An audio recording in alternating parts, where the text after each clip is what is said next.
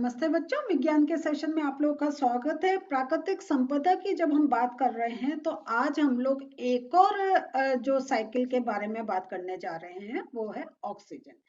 तो यहाँ पे हम पहले बुक खोलते हैं और आपको बताते हैं कि हमने जैसे पढ़ लिया था वाटर साइकिल के बारे में, जल चक्र था, हमने नाइट्रोजन के बारे में पढ़ लिया और इससे पहले जो हमारा सेशन हुआ था उसमें हमने कार्बन चक्र के बारे में आपको समझाया था और कार्बन चक्र के साथ मैंने आपको कार्बन डाइऑक्साइड का चक्र भी समझा दिया था कि आप उन दोनों में कंफ्यूज नहीं हुए। कार्बन का चक्र चल रहा है, एक कार्बन डाइऑक्साइड का भी चक्र चल रहा है। अब उसका ही कहीं हम देखते हैं, वैसा ही एक चक्र ऑक्सीजन के बारे में पढ़ते हैं। तो ऑक्सीजन साइकिल कैसे चल रही है, तो अगर हम देखते हैं तो ऑक्सीजन जो है वो पृथ्वी पर एक बहुत अधिक मात्रा में पाई जाती है और इसका ये एक अनुमान लगाया गया है कि ये करीब 21% हमारी पृथ्वी पर रहती है। ये जब हम एक स्टैंडर्ड फॉर्म की बात कर रहे हैं, जबकि पॉल्यूशन के कारण थोड़ा परसेंटेज ऊपर नीचे हो रहा है। तो जो हम ये जो ऑक्सीजन है हमारी पृथ्वी पर प्रेजेंट है और ये जो पृथ्वी में वो क्या हो रहा है, ये अधिकतर हमें यौगिक के रूप में तथा वायु में कार्बन डाइऑक्साइड के रूप में पाई जाती है। तो पृथ्वी पर ये एक हमें फ्री ऑक्सीजन नहीं मिलती है, ये यौगिकों के रूप में मिलती है, मीन्स उसके कंपाउंड्स बने हुए होते हैं। और ये जो हम यौगिक का कह रहे हैं तो ये जो है पृथ्वी पर ये धातुओं तथा सिलिकॉन के ऑक्साइड के रूप में पाई जाती है, कार्बोनेट, सल्फेट, नाइट्रेट तथा अन्य खनिजों के रूप में पाई जाती है। दूसरा हम ये देखते हैं कि जैविक अणुओं जैसे कार्बोहाइड्रेट, प्रोटीन, न्यूक्लिक अम्ल और लिपिड का भी एक आवश्यक घटक है। तो यहाँ देखिए, जो हमने कहा है कि इस पृथ्वी पे जो ऑक्सीजन है वो यौगिक के रूप में पाई जाती है और यौगिक में आपको इतने प्रकार के यौगिक मिल गए हैं जिसमें ये हमें जिस रूप में हमें ऑक्सीजन मिलती है।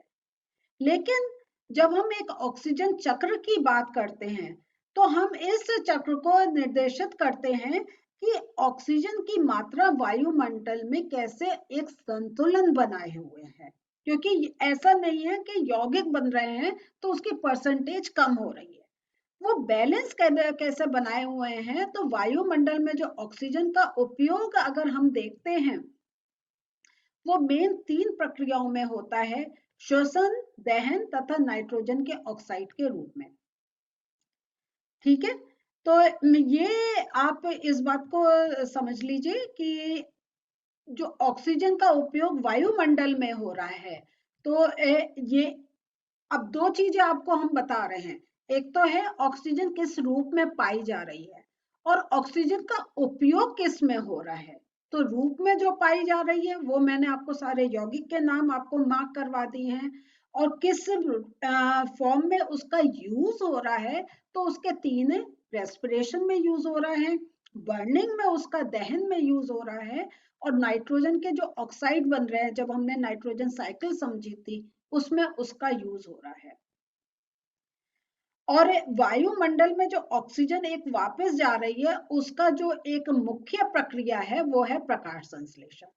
एक प्रकाश संश्लेषण के द्वारा ही वो एटमॉस्फेयर में जो है वो वापस जा रही है और ये जो एटमॉस्फेयर में वापस जा रही है इसको हम ऑक्सीजन चक्र के द्वारा समझते हैं। तो ऑक्सीजन चक्र में हम ये देखते हैं कि जो हमारी एक श्वसन क्रिया हो रही है उस श्वसन क्रिया में हम चाहे पेड़ पौधे हो या कोई भी जीव जंतु हो, तो श्वसन क्रिया में हम कार्बन डाइऑक्साइड को बाहर निकाल रहे हैं और ये जो श्वसन क्रिया हो रही है तो इसमें हमारी श्वसन क्रिया के कारण ही थोड़ा सा वाटर वेपर भी एटमॉस्फेयर में बन रही है, जो हमने आपको पहले भी समझाया था। तो और यही जो कार्बन डाइऑक्साइड एटमॉस्फेयर में रिलीज हो रही है वो प्रकाश संश्लेषण पौधे कर रहे हैं, प्रकाश संश्लेषण की क्रिया चल रही है और वो जो प्रकाश संश्लेषण की क्रिया चल रही है उससे ही क्या हो रहा है, वो कार्बन डाइऑक्साइड तो प्लांट्स ले रहे हैं लेकिन ऑक्सीजन को रिलीज कर रहे हैं।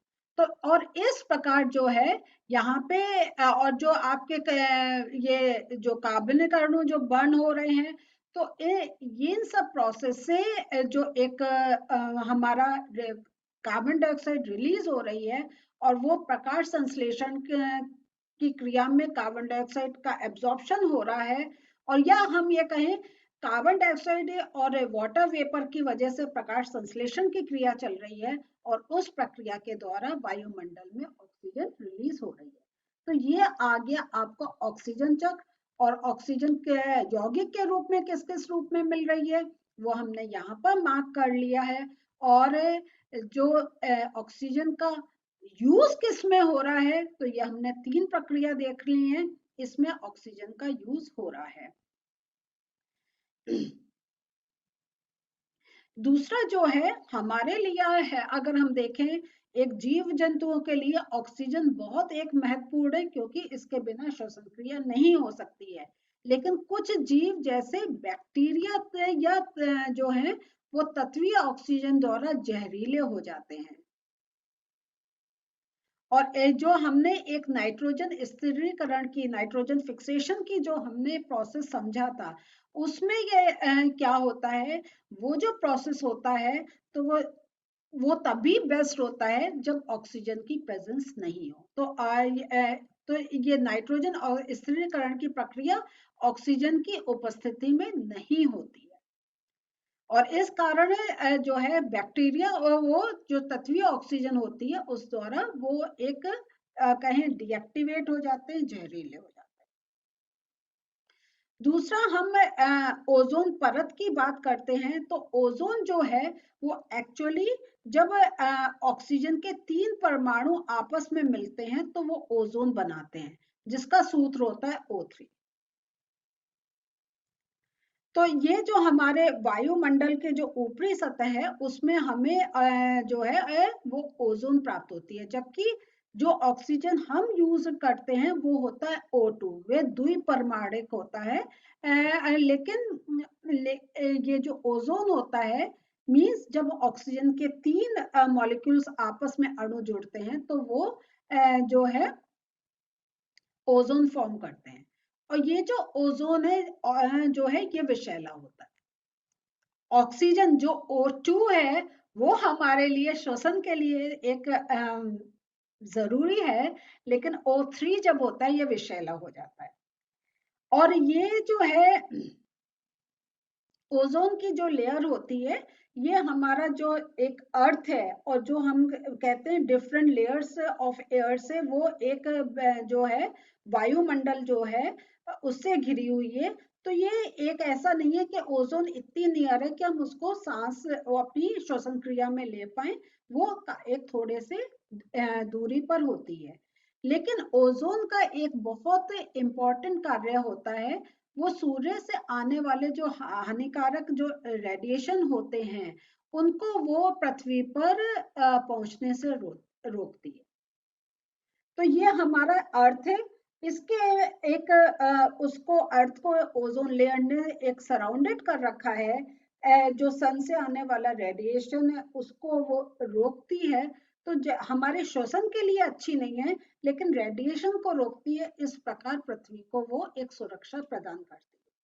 लेकिन आजकल क्या है कि जब हमारा पॉल्यूशन बढ़ रहा है और बहुत एक विषैली गैसेस अब हमारे को घेर रही हैं, जिसमें एक आ जाता है आपका CFC, क्लोरोफ्लोरोकार्बन। इसकी उपस्थिति के कारण ये जो ओजोन है ये इसमें अब क्षति हो रही है।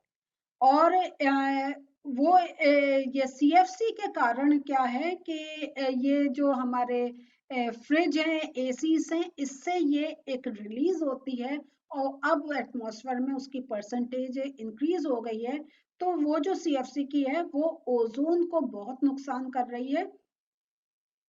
और जब ये CFC ओजोन परत के पास पहुंचती है तो उनके अणु के साथ उसका रिएक्शन होता है, और इस कारण क्या है, जो एक हमारी थिक लेयर ओजोन की है वो पतली होती जा रही है।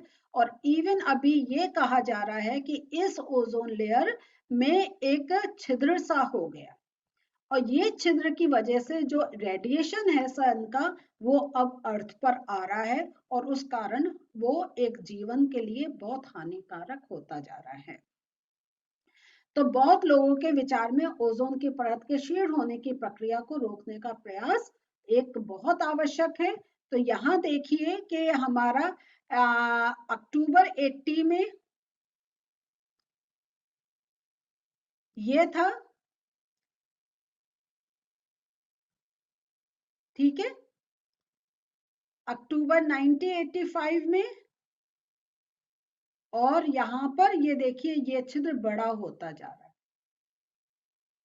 तो जो मजेंटा रंग से दिखा रहे हैं ये इतना बड़ा होता जा रहा है और ये हमारे लिए बहुत ही एक हानिकारक बनता जा रहा है। तो आज जो पढ़ा इसके नोट्स देख लेते हैं। वायुमंडल में ऑक्सीजन 21% है। पृथ्वी के पटल पर यह यौगिक के रूप में पाई जाती है, जैसे धातु तथा सिलिकॉन के ऑक्साइड, कार्बोनेट, सल्फेट, नाइट्रेट तथा अन्य खनिजों के रूप में।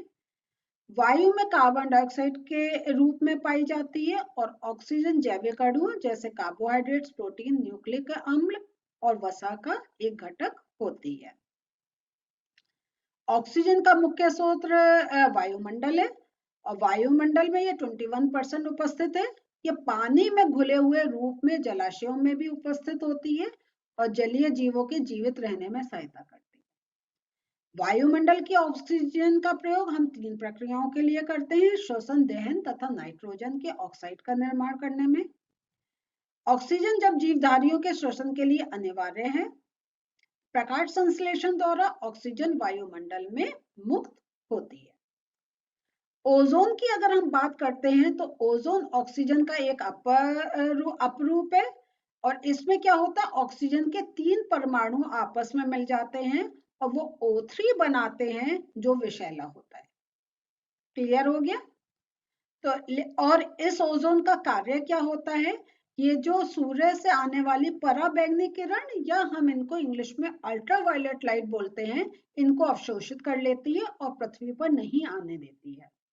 तो इस प्रकार ये ओजोन जो है श्वसन के लिए हमारे लिए हानिकारक है, लेकिन कहीं ये हमारे लिए लाभदायक भी है अगर वो हमसे एक हमारी पृथ्वी से एक डिस्टेंस पर है, क्योंकि वो एक सुरक्षा आवरण प्रदान करती है। ओजोन परत जो है पराबैंगनी किरणों से हानिकारक विकार जैसे मोतियाबिंद, कैंसर आदि रोगों से बचाती है। लेकिन अब आप यही सोच लीजिए, अगर ये अल्ट्रावायलेट लाइट हमारी अर्थ पर आती रहेगी तो इन बीमारियों का होने का एक बहुत अधिक चांसेस हो जाते हैं। ओजोन परत के ह्रास होने के कारण CFC बहुत स्थायी होते हैं तथा किसी जैव प्रक्रिया द्वारा विघटित नहीं होते। ओजोन परत के समीप पहुंचने पर ये ओजोन परत से प्रतिक्रिया करते हैं और इसका रिजल्ट क्या होता है, ओजोन परत में कमी आ जाती है और इसकी परत में छिद्र पाया जाता है। तो देख लीजिए, कोई अगर एक लेयर है वो पतली पतली पतली होती चली जाएगी रिएक्शन कर करके, तो नेचुरली फिर जब ज्यादा उस पर रिएक्शन एक वो CFC का रिएक्शन होगा तो छेद होना शुरू हो जाएगा। ये ऐसी है कि हमारे पास कोई एक इतना मोटा पेपर है और हम उसको काटते चले जाएं और एक पतली थिन शीट कर दें, फिर जब अगर हम उस पर कोई ब्लेड या कुछ चलाएंगे तो उसमें नेचुरली छेद हो जाएगा। तो बच्चों ये देखा हमने कि कैसे एक ऑक्सीजन का हमने देखा कि किस किस रूप में वो हमें मिलती है इस पृथ्वी पे और किस प्रकार वो वायुमंडल में वापस भी चली जाती है। मेन है कि जब हम श्वसन क्रिया करते हैं उससे कार्बन डाइऑक्साइड रिलीज होती है। तो कार्बन डाइऑक्साइड क्या है, ये ऑक्सीजन और कार्बन का कॉम्बिनेशन है और प्रकाश संश्लेषण की क्रिया द्वारा क्या होता है, ऑक्सीजन निर्मुक्त होकर वायुमंडल में वापस चली जाती है। तो मेन है एक फोटोसिंथेसिस का या प्रकाश संश्लेषण का ही प्रोसेस है जिसके थ्रू हम जो ऑक्सीजन है वो वापस वायुमंडल में पहुंच रही है। तो इसके साथ आज का हमारा सेशन भी फिनिश होता है। नेक्स्ट सेशन में प्रश्न और उत्तर के साथ मिलते हैं। बाय।